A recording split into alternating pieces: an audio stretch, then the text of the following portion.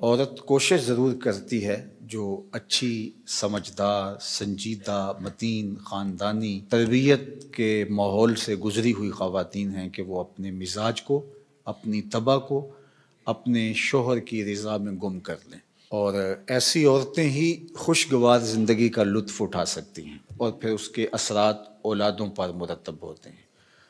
اور مرد کے حقوق کو بیان کرنے کے لیے اللہ کے محبوب علیہ السلام نے جو تمثیل بیان فرمائی ہے اور جو پیرایہ گفتگو حضور نے اختیار فرمایا ہے، اس سے بہتر ہو ہی نہیں سکتا۔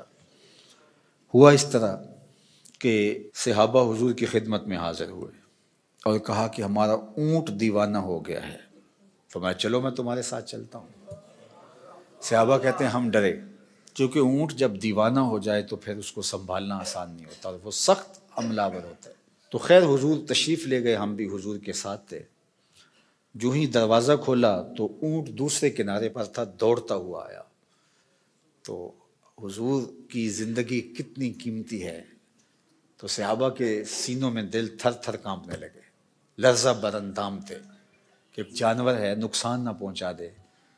تو کہتے ہیں وہ جب قریب آیا تو حضور کے قدموں میں سر رکھ دیا، اللہ اکبر، اور سجدہ ریز ہو گیا۔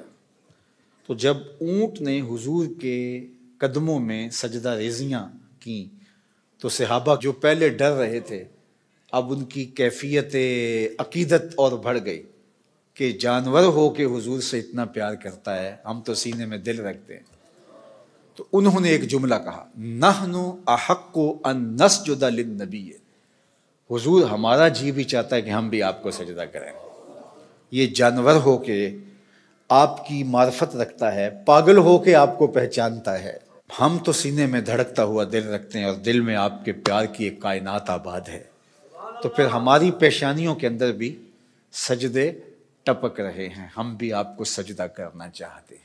تو آقا کریم نے فرمایا اگر میری شریعت میں سجدہ جائز ہوتا تو میں بیوی کو حکم دیتا کہ شوہر کو سجدہ کرے، لیکن کسی کے لیے سجدہ روا نہیں رکھا گیا۔ تو یہ حضور نے سجدے کی ممانعات کو بھی بیان کر دیا اور شوہر کے جو حق ہیں بیوی کے اوپر ان کو بھی بیان کر دیا۔ تو اس سے بہتر انداز گفتگو کا تکلم کا نہیں ہو سکتا جو اللہ نے اپنے محبوب کو عطا کیا۔ اسی لیے ایک دن میرے حضور علیہ السلام نے فرمایا انا افصح العرب، بات کرنے کا جو سلیقہ میں جانتا ہوں کوئی جانتا ہی نہیں ہے، گفتگو کا طریقہ جو میں جانتا ہوں وہ کوئی جانتا نہیں ہے۔ یعنی ایک جملے سے ان کی نفی بھی کی اور یہ بھی بتایا اگر جائز ہوتا تو شوہر کے لیے بیوی کو سجدے کا حکم دیتا۔ خاتون ہو جو اپنے شوہر کے حقوق کو پہچانے اور حضور کے اس فرمان کو سامنے رکھے تو گھر جنت کا ٹکڑا بن جائے گا۔ اور مرد کو حضور نے کیا نصیحت فرمائی؟ مرد کو کہا کہ عورت کی اگر کچھ باتیں تجھے ناپسند ہوں تو اس بات کو دیکھو جو تمہیں پسند ہو، اللہ اکبر۔ اور میں کہا کرتا ہوں نکاح کے بعد یا تو شوہر اپنا گھر چھوڑ کے خاتون کے ساتھ چلا جائے یا خاتون گھر چھوڑ کے شوہر کے ساتھ آئے، دونوں میں سے ایک تو ہوگا، لیکن یہ قربانی مرد نہیں دیتا، یہ عورت دیتی ہے۔ اور گھر سے جو تعلق خاطر ہوتا ہے، قلبی لگاؤ ہوتا ہے، گھر کی چیزوں سے جو موانست ہوتی ہے، جو انسیت ہوتی ہے، جو لگاؤ ہوتا ہے، وہ مرد کی نسبت عورت کو کہیں زیادہ ہوتا ہے۔ گھر اس کے لیے ایک عقیدت گاہ ہوتا ہے، لیکن اس بسے ہوئے گھر کو، آسودہ گھر کو کون چھوڑتی ہے؟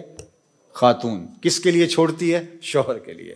مرد صرف یہ ذہن میں بٹھا لے کہ میرے لیے اس نے جہان چھوڑ دیا تو اس کی بہت ساری غلطیوں سے وہ درگزر کرے گا۔